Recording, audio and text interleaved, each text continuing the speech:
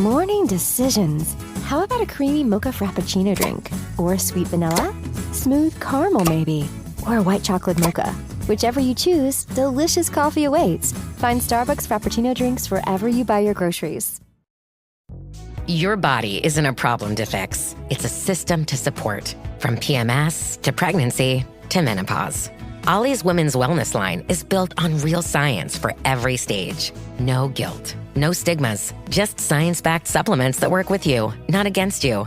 Choose science over shame. Find support at a retailer near you or on ollie.com.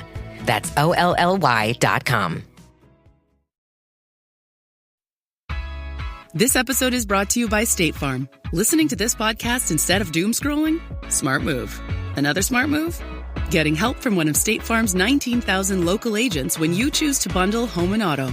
Bundling, just another way to save with the Personal Price Plan. Prices are based on rating plans that vary by state. Coverage options are selected by the customer. Availability, amount of discounts and savings, and eligibility vary by state.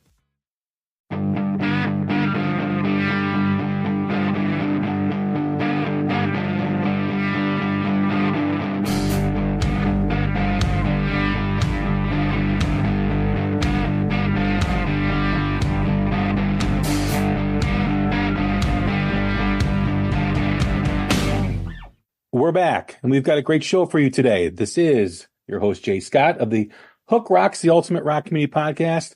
Appreciate you tuning in. Appreciate you listening. Don't forget to check us out on PantheonPodcast.com, as well as a whole bunch of other great music-related podcasts. Check them out at Pantheon Pods on all social media apps, and you can do the same with the Hook Rocks on Threads, Instagram, Facebook, and Twitter. And check out our new website, thehookrocks.com, and set your app to automatic download so you get the latest episodes right to your phone. You really want to do that because we've had some great episodes since the beginning of the year. We've just been off the charts with great guests. This past month, we've had Michael Anthony, Richie Kotzen, Joe Hottinger from Hailstorm, Tyler Bryant talking his new album, Electrified, Dino McCord from Red Voodoo, great new band out of Northern California. Check out our great conversation as well with Kaz and Izzy from the Heavy Rock Show overseas in the UK. That was a fun conversation talking about a lot of cool things. I am excited about today's show. It is with a guest that we had previously, probably about 2 years ago when he released his single Cosa Bella. And it was a great conversation then, and I'm looking forward to the conversation today. He's back in the band, the Dead Daisies. They've got a new single out called Light 'Em Up and a new tour. The first part of the global tour is going to be across the U.S. in June, and then hopefully a new album in September. We'd like to welcome in John Corabi. What's happening, man? What's going on? I'm good. I'm good, buddy. How you doing? I'm good, man. It's good to see you. It's good to talk with you. Yeah. Oh, by the way, you forgot to mention in the intro that I've been promoted to night manager at 7-Eleven. So in between touring, I go back and hustle hot dogs and Slurpees. It's all good. I didn't know if you wanted me to mention that. That's why I didn't say anything. Hey, it's all good. It's all good. I just did. So we're good now. We won't give the location of the 7-Eleven. We don't want. Exactly. Moving right along. So how are you, man? I mean, you're back in the Dead Daisies. It's good that you're back. I think a lot of the Dead Daisy fans missed you. Not that, I love the Glenn Hughes stuff, but I always felt that this was your band. You were like, you and Doug were really kind of the signature part of the sound of the Dead Daisies for those 3 albums. What's it like to be back? It's good, dude. Like, honestly, I'm not a person that believes in burning bridges or any of that kind of stuff. And there wasn't any big fallout between us. So I was in constant contact with David Lowy, Doug, management, all the guys in the band. And, we kid around, send each other funny memes and whatever. So that was always intact, the friendship. You know what I mean? And then even at one point, they were getting ready to go do a tour with Glenn, and Glenn wasn't feeling well. So David asked me to come up to New York and just kind of rehearse with him and help run him through their paces. So I did all that stuff, and I was out doing my own thing for a minute, and unfortunately COVID hit, and that kind of shook everybody up for almost 3 years. But when Glenn left to go back and do his Deep Purple shows, and I guess he's doing Black Country Communion as well, Dave flew down here to Nashville, and we had dinner, and he's like, "Hey man, listen, here's the deal. I know we had a maniacal schedule before, but we'd love to have you come back, get that fun back in the band again."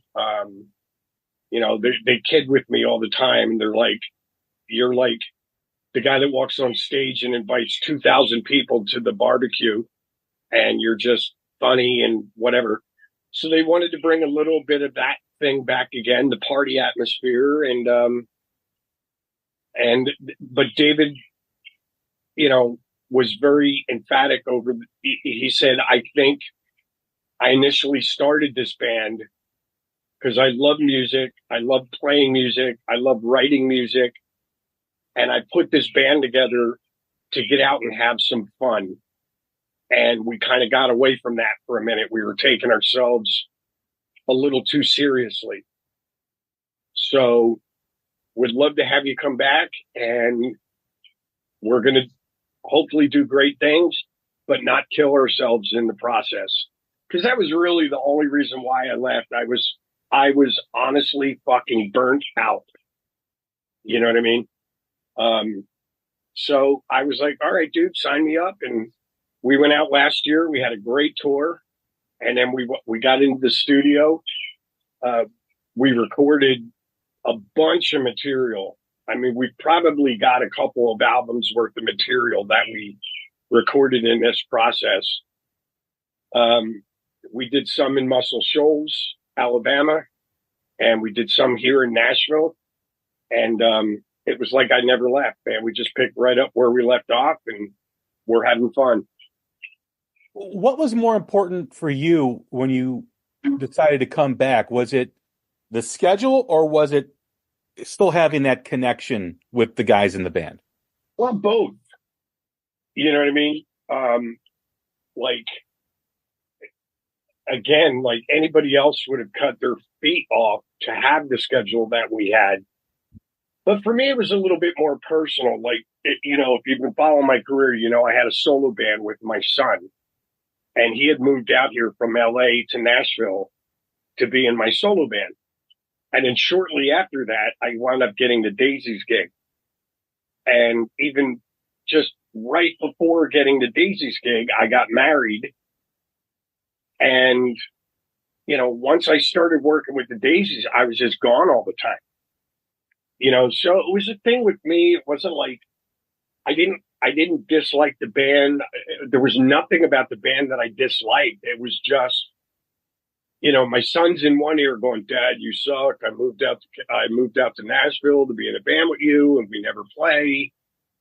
And then my wife was like, "Wow, that's great. I got married to this dude that's never around."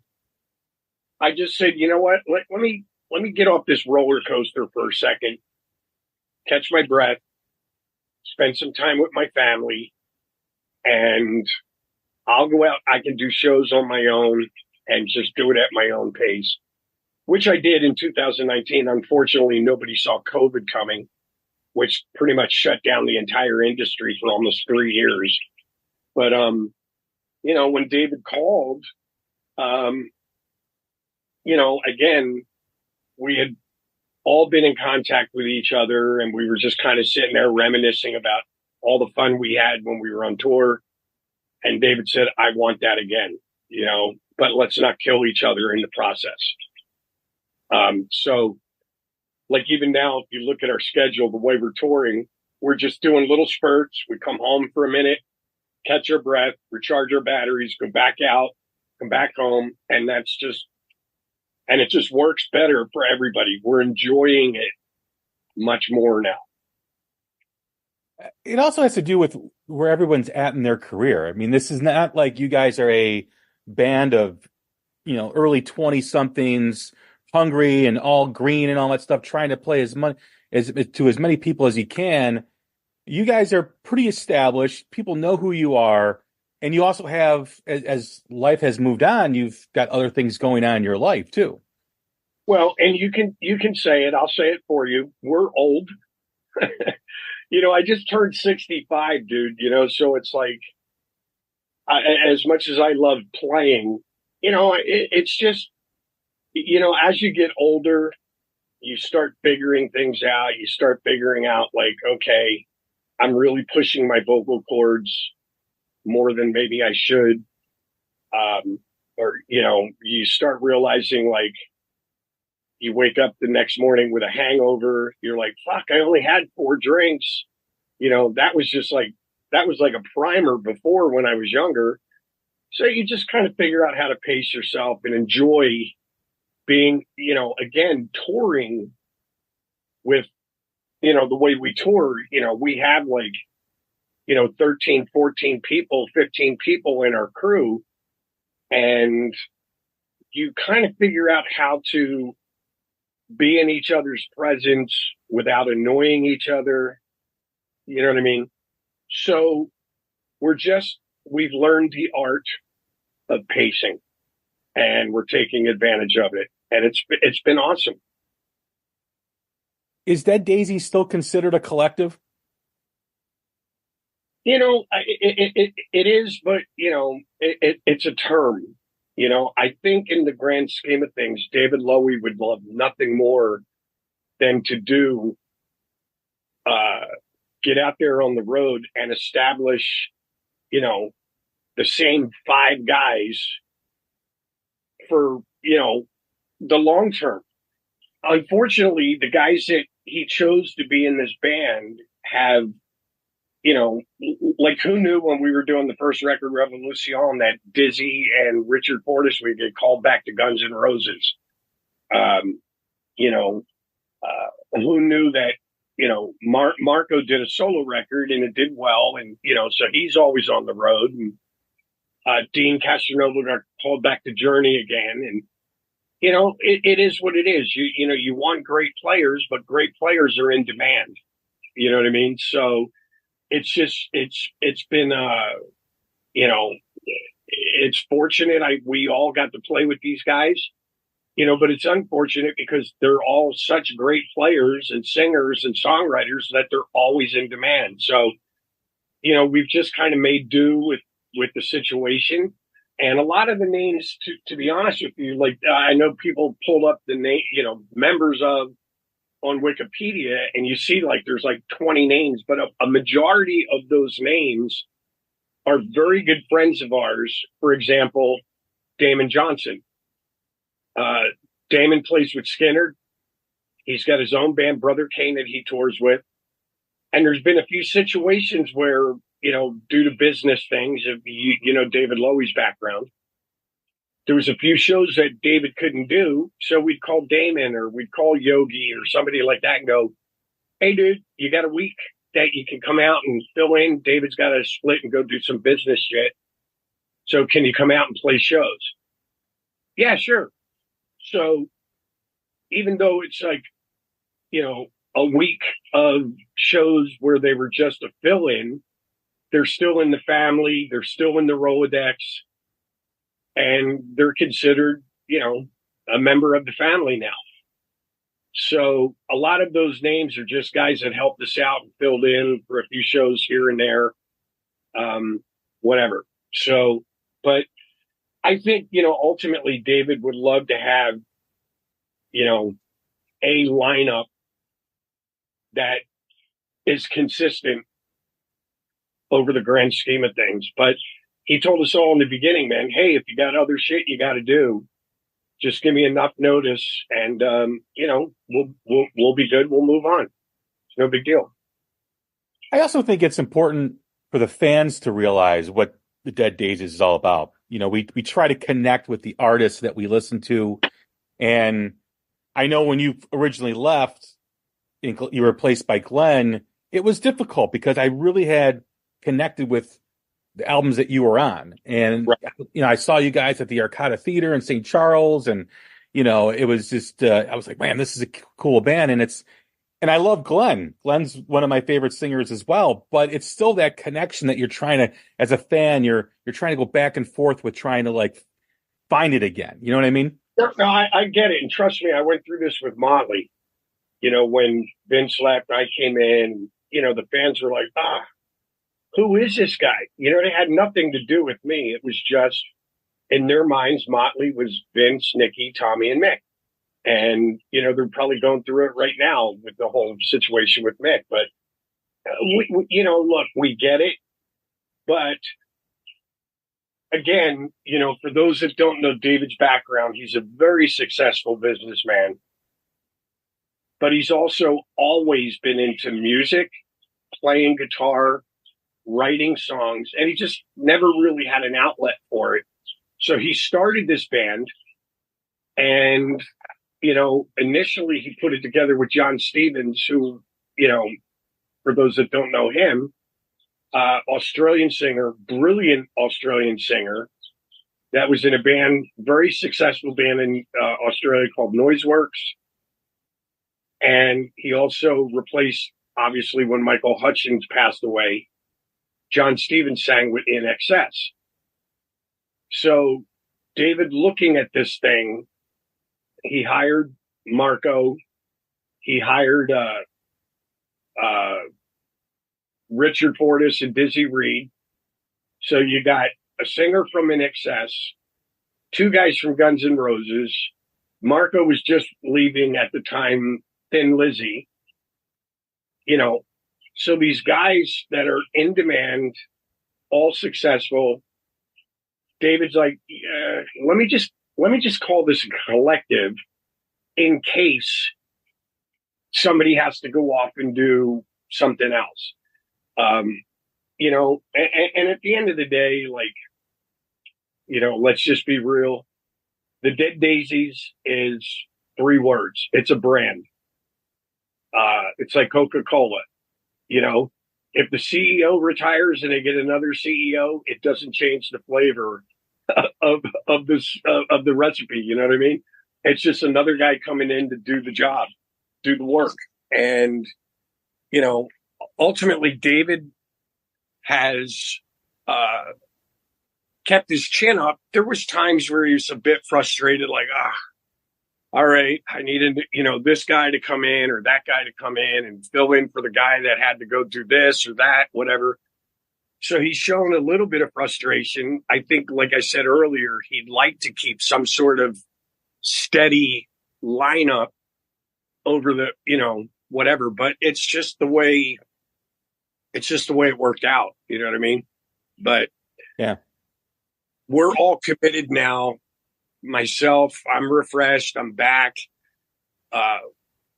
We're touring in a different manner than we did in the past. Michael Devin is fully committed to the Dead Daisies. It's all our first priority. Doug is committed. Now we got Tommy Clefetos.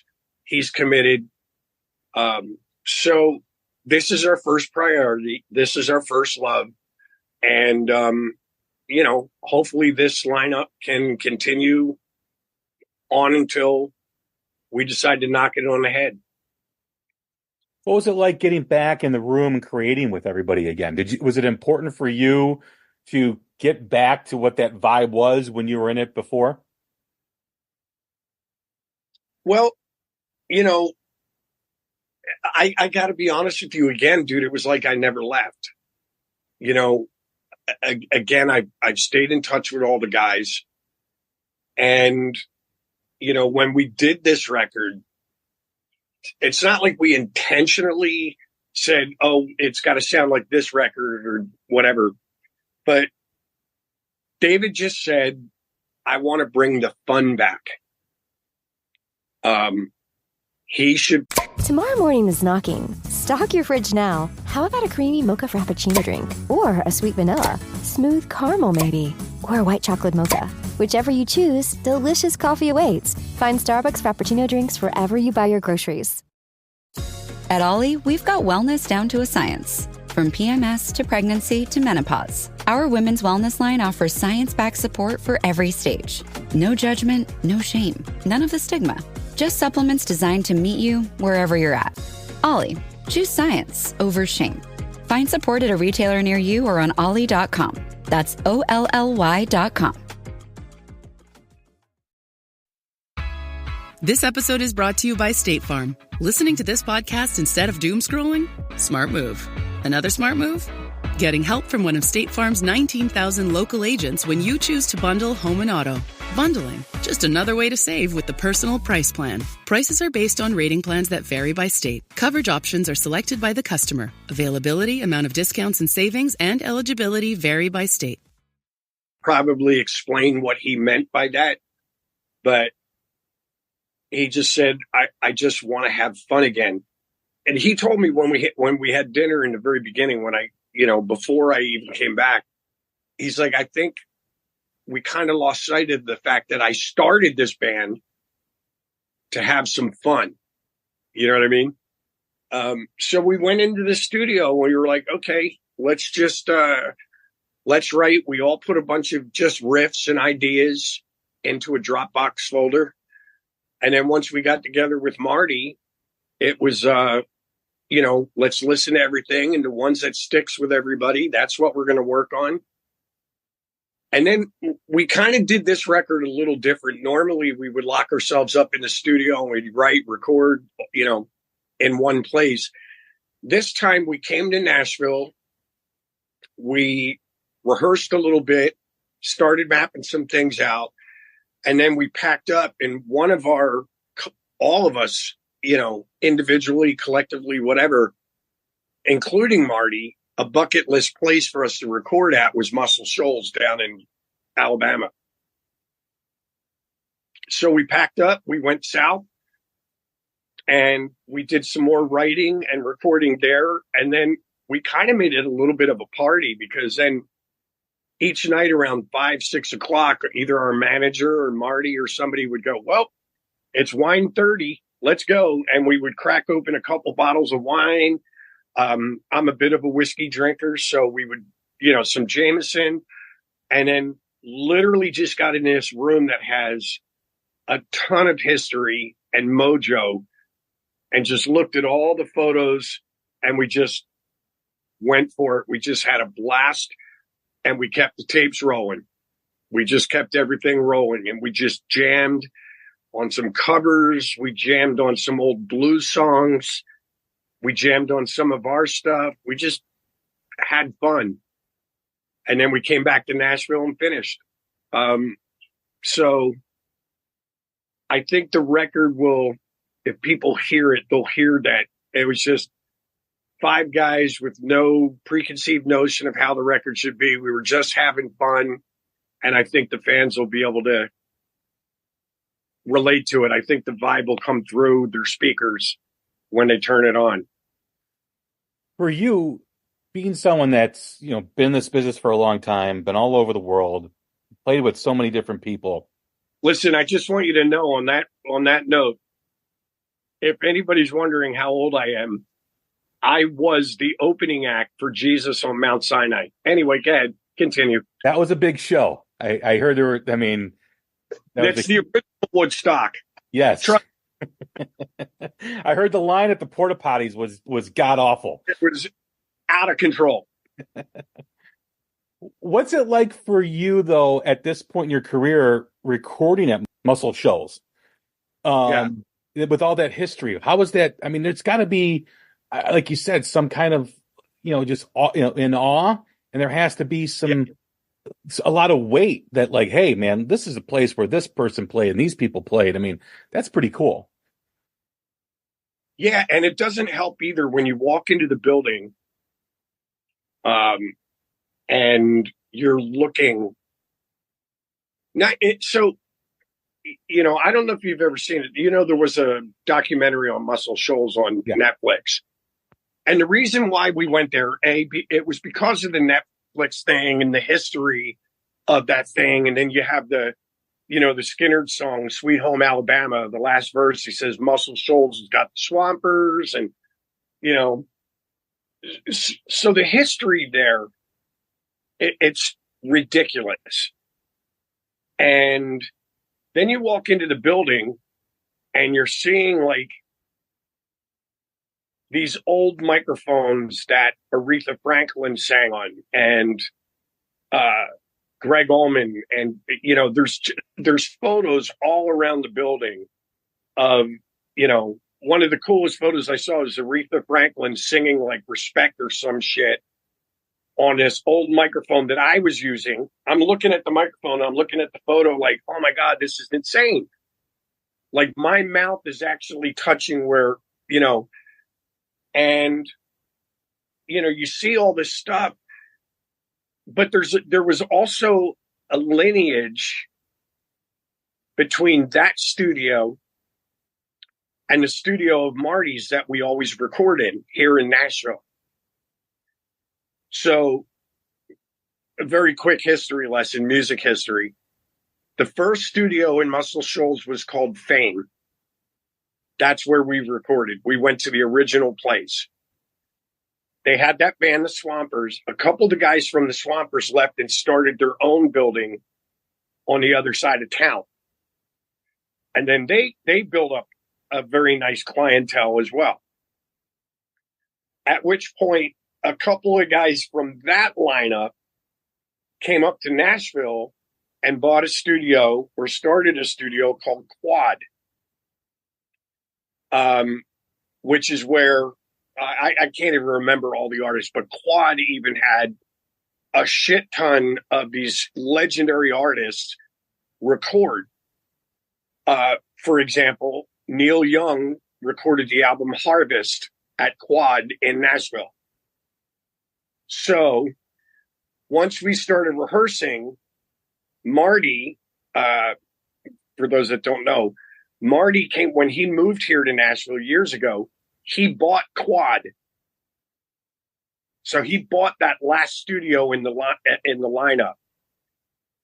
And so we actually rehearsed and recorded some of the songs in the room that Neil Young did Harvest in. And then we went down to the first place in Muscle Shoals where the whole thing started.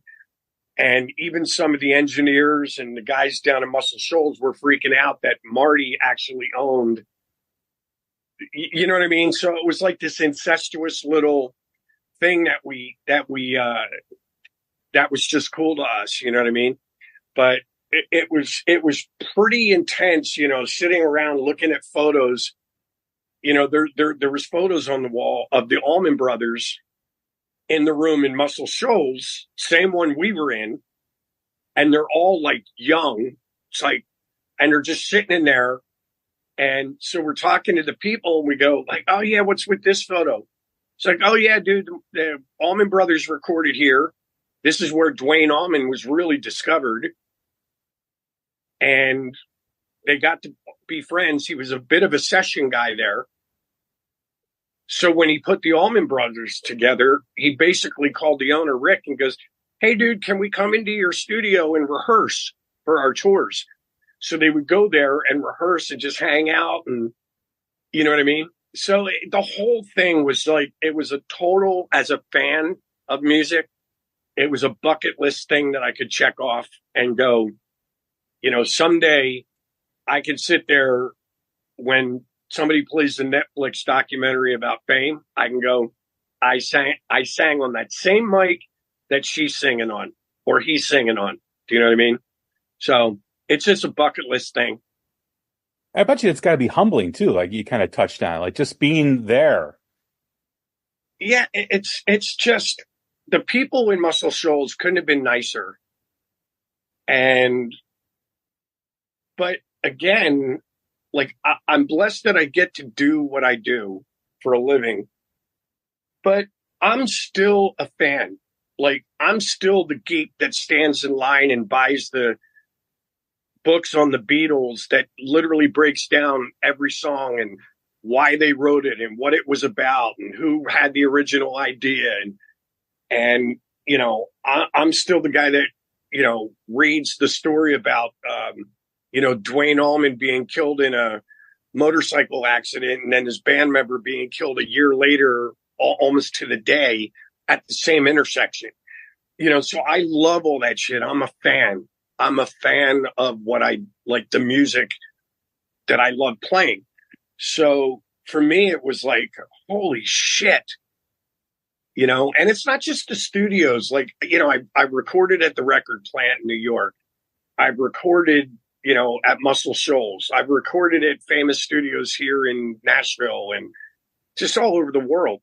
But I've also played some places that are just in the same manner. Places like CBGB's, Budokan, the Troubadour, the Whiskey, like these places that all of us as fans have read about. Oh, you know, the Doors were the house band at, you know, the Whiskey. So every time I walk on stage there, I think I'm standing in the same spot that Jim Morrison did in 1968 or whatever. You know what I mean? So I'm a bit of a geek, you know, a little Rain Man-ish, but I love that shit. It was awesome. Yeah, I'm really excited for that new Zeppelin documentary too that just got announced. Yeah, and that's the thing too, like, you know, some of the shit that, like, when I was growing up, I'm obviously a bit older, but like things have changed so much. Like now you have social media. So you see all these bands and artists and whatever, they're on social media. Everybody's got an Instagram page.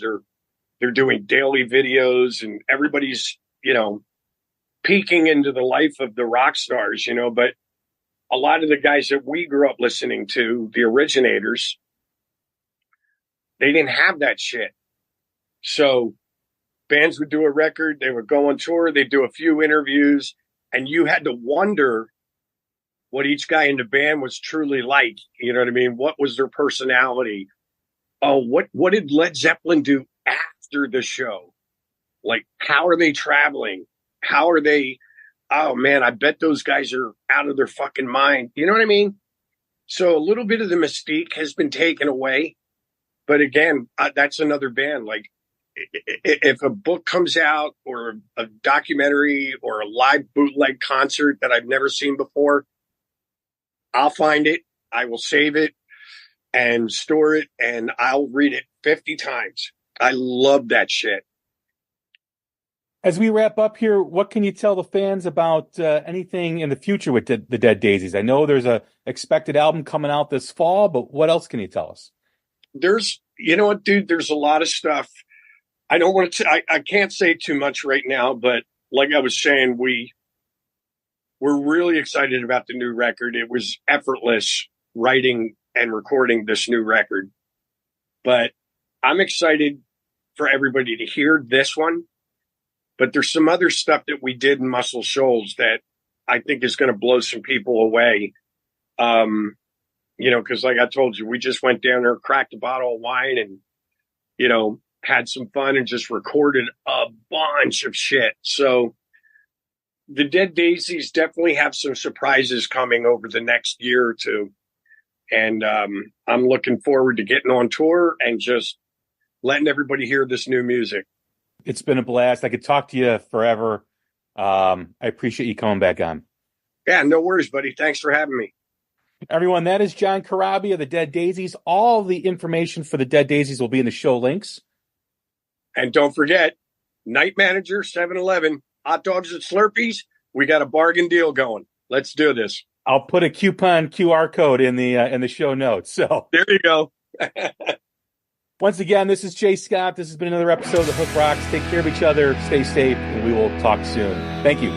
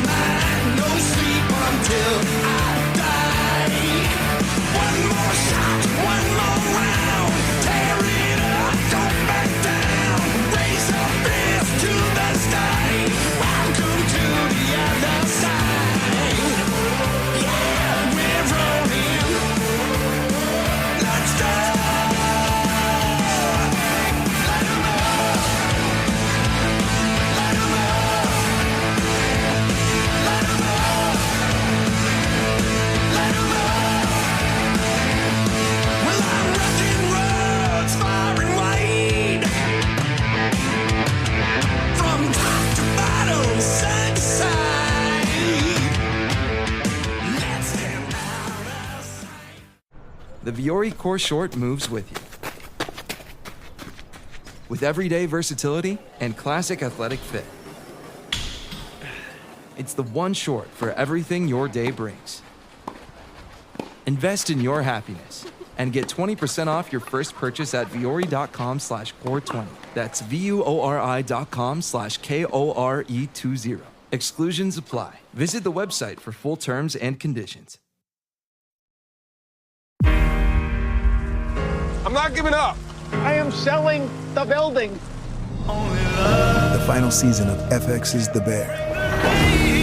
The restaurant is flooded. Everything's either gonna be okay. No, stop! Or not. We are outgunned and we are outmanned, but we have each other. FX's The Bear, the final season. All episodes now streaming on Disney+. Ouch. This knee is killing me, but I can't stop training. The marathon is in 2 weeks. Let's get on ZocDoc and find a doctor to take a look at that for you. Okay. Here's a review. Dr. Craddock really takes his time. No, I don't have time. What about Dr. Charles? His patients say he can help find a quick fix, and he's in network. Great, now we're talking. Book it. Booked. 1 mile down, 19 to go. Bring it on. You've got options. Download the ZocDoc app today.